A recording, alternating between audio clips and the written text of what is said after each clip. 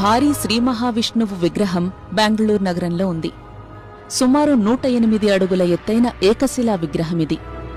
16 భుజాలు 11 తలలతో ఉన్న ఈ విరాట్ విశ్వరూప విగ్రహం ఎజీపురాలోని శ్రీ కోదండరామస్వామి దేవాలయ ప్రాంగణంలో ఏర్పాటు చేశారు.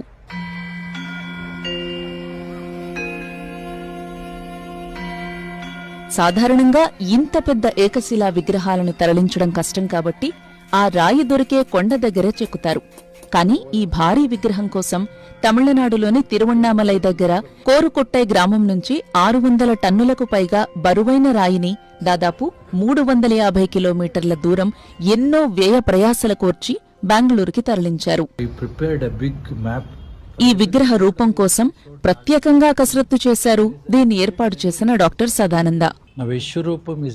విశ్వరూపంలో అర్జునునికి అనేక ముఖాలతో దేవుడు కనిపించాడు. కానీ శిల్పంలో అసంఖ్యాక ముఖాలను పెట్టలేం. తలపై ఆదిశేషుడు, 11 ముఖాలు 16 భుజాలతో ఉన్న శ్రీ మహావిష్ణువు విగ్రహం ఏర్పాటుకు శాస్త్రాలు అంగీకరిస్తున్నాయి. దేవుని వెనుక వైపు విశ్వం కనిపించేలా చెక్కించాం. దేవుని శరీరంపై పరివార దేవతలు చెక్కించాం. 16 భుజాలతో దశావతారాలు చూపించాం.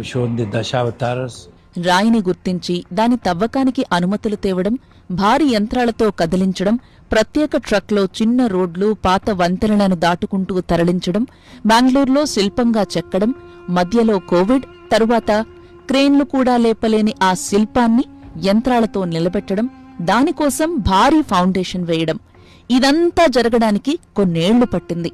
2010లో ప్రాజెక్టు ప్రారంభించగా 2025 నాటికి పూర్తయింది. మైనింగ్ నిపుణులు, జాతీయ రాక్ మెకానిక్స్ సంస్థ నిపుణుల అభిప్రాయాలు తీసుకుని రాయిని ఎంపిక చేశాం. రాయిపై పెద్ద పగుళ్లు లేకుండా చూసుకున్నాం. తరువాత ప్రభుత్వ అనుమతి కోసం ప్రయత్నం చేసి 2014 నాటికి అనుమతి సాధించాం. అనుమతి వచ్చాక మైనింగ్ మొదలుపెట్టాం. 2018లో మైనింగ్ పూర్తయింది. 2018-19 మధ్య రాయిని బెంగళూరు తరలించాం. 2019 జూన్ 1న బెంగళూరు చేరుకున్నాం. 2019 నుంచి శిల్పం చెక్కే పని కొనసాగించాం. మధ్యలో కోవిడ్ వచ్చింది. 2022 నాటికి శిల్పం చెక్కడం పూర్తయింది. భారీ విగ్రహం నిలబెట్టడం చాలా పెద్ద పని. విగ్రహం నిలబెట్టాక మళ్లీ శిల్పానికి సంబంధించి కొన్ని పనులు చేశాం.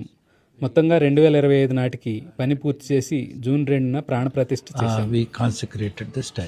ఈ విగ్రహానికి ఎంత ఖర్చయిందో లెక్కేసుకోలేదు అంటున్నారు సదానంద. అయితే వివిధ దశల్లో వచ్చిన సాంకేతిక పరిపాలనాపరమైన ఇబ్బందులతో ఖర్చు పెరిగిందని చెప్పారు.